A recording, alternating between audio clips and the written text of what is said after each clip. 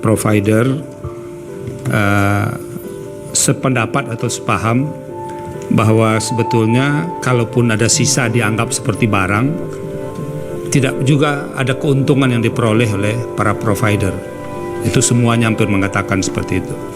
Saya bisa menerima asumsi itu atau anggapan itu, penjelasan itu, tapi kan ada kerugian dari pelanggan. Nah, mengapa ini penting dikasih garis bawah, meskipun para penyedia jasa tidak rugi, tidak beruntung, tapi kan ada pihak yang rugi. Nah, ini kami dalam konteks Mahkamah Konstitusi ini kan tugasnya melindungi hak konstitusional warga negara. Dan oleh karena itu, tolong kami dibantu penjelasan oleh para penyedia jasa, kira-kira para penyedia itu tidak untung memang kalau itu benar, tapi bagaimana agar mereka tidak rugi? Nah, itu kan harus dicarikan jalan keluarnya. Mereka tadi berpikir dari sisi mereka, sudahlah, tanpa memikirkan kesulitan yang ada di penyedia jasa, ini mereka tidak boleh rugi. Begitu mereka belinya 100.000, baru dipakai 40.000, karena sudah ketemu 30 hari hilang duitnya 60.000. Itu cara hitungan yang sederhana. Karena ini kan ada juga pemohonnya adalah pengguna penyedia jasa ojek online. Nah, mereka berhitung 60.000 itu banyak loh. Nah, tolong kami diberikan penjelasan berkaitan dengan ini. Kira-kira inovasi apa sih yang bisa dilakukan sehingga para pengguna itu tidak terlalu banyak dirugikan? Satu, yang kedua, saya ingin penjelasan dari provider atau penyedia jasa ini adalah, kalau saya beli seperti ini produk Telkomsel ya, Simpati, kan di sininya disebutkan begini, syarat dan ketentuan. Dengan menggunakan kartu prabayar ini, Anda tunduk pada syarat dan ketentuan yang ditetapkan oleh Telkomsel. Tapi orang tidak menemukannya di sini loh, Pak. Nah, itu kan jadi ruang gelap jadinya.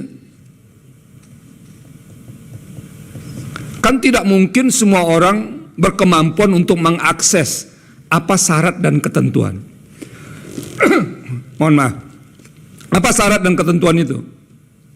Kalau PLN tadi, satu poin yang kami ambil dari penjelasannya, mereka tidak bisa melakukan modifikasi karena semuanya ditentukan oleh negara. Tapi kalau yang lain, penyedia jasa ini, itu kan bisa dengan modifikasi. Ada batas atas, ada batas bawah. Dan oleh karena itu mestinya menurut saya, agar para pengguna tidak terlalu dirugikan, harus ada yang clear menjelaskannya. Ini saya sudah 2 kali beli nih, Pak. Di sidang sebelumnya beli juga, entah di mana ditaruh. Hari ini saya beli lagi untuk membuktikan ini. Nah, dalam konteks itu sebetulnya kami tolong diberikan gambaran kira-kira dari alternatif-alternatif yang tersedia itu mana yang paling kecil menimbulkan kerugian bagi pelanggan. Nah, yang terakhir, kalau petitum mereka ini dikabulkan, ini seperti yang ditanyakan Pak Arsul, apa sih implikasinya terhadap para penyedia jasa ini? Karena mereka ingin, ya kalau ada lebihnya dong dilanjutkan. Ada di Excel ya. Kalau Anda memperpanjang otomatis itu lanjut. Tapi kalau tidak otomatis, berhenti dengan tanggal matinya lalu diperbarui, kan tidak lanjut juga. Nah, ini salah satu cara, tapi masih belum optimal. Nah, itu yang harus dipikirkan. Jadi boleh para penyedia ini berpikir untuk keberlanjutan dan segala macamnya, biaya mahal itu, tapi pengguna itu harus dipikirkan juga. Kenapa? Karena ini termasuk produk produk penting sekarang. Pak Guntur tadi yang disebutkan tadi, hajat hidup orang banyak. Jadi hajat hidup orang banyak itu sebetulnya menjadi pengikat saudara-saudara untuk tidak leluasa menentukan segala hal.